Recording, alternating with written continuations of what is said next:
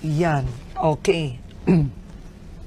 Paano mapapahusay ang kalidad ng edukasyon ng Pilipinas? O siguro ang tanong na lang, magkomento ka sa edukasyon ng Pilipinas ngayon at sa pagbawas ng budget. Kulelat tayo, di ba? Kulelat tayo sa math, sa reading, sa science, at sa spelling.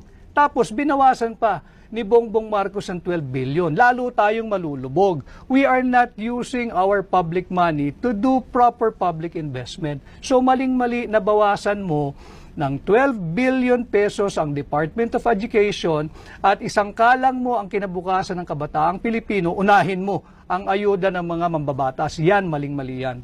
Ang tanong ko sa iyo, kung naging senador ka, anong gagawin mo? What legislation will you do? I will work on amending the plunder law. Ibababa ko yung threshold ng plunder from 50 million to 5 million. At pag nagawa ko yan... Baka lahat makulong na. Hindi lang yan, Karen. Pag nagawa ko yan, ibabalik ko ang death penalty. Yun ang kaparusahan. Sapagkat higit pa sa heinous crime ang pagnanakaw. So, ang plunder para sa iyo, 5 million pesos, tas death penalty. Yes. Okay. Dahil ang pagnanakaw ay pagnanakaw kahit magkano pang halaga yan. At singit ko lang, kahit sa banal na kasulatan, ang nakalagay lang doon, thou shall not steal, period. Hindi sinabing thou shall not steal ng more than 50 million. So wag nating paguluhin ang buhay natin, wag kang magnakaw, period. Alright, next. Ay, ano ko, nagalaw ko to, pumili okay. ka ng iba. Here. Yan, okay. Alright, eto.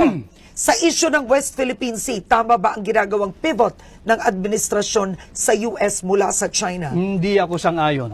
Sapagkat tatandaan natin, at nandito naman yung team mo, suriin ninyo yung naging pahayag ni Bongbong Marcos noong 2022 SONA.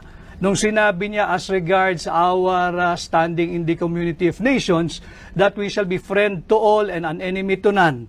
Nagpivot ka na. Andito na tayo, kaaway na natin ang China dahil we're pursuing hindi na independent foreign policy, kundi interest na ng Estados Unidos ito with the proliferation of U.S. military bases. Yung EDCA yan, U.S. military bases yan But that's not a U.S. military base. EDCA is not. No.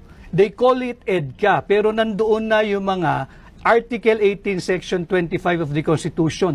No foreign bases, troops, and installation. Anong tawag natin sa EDCA? Andun ang tropa nila, nandun ang base, nandun ang armas, nandun ang bomba, nandun ang missile. But that is essentially U.S. military bases and their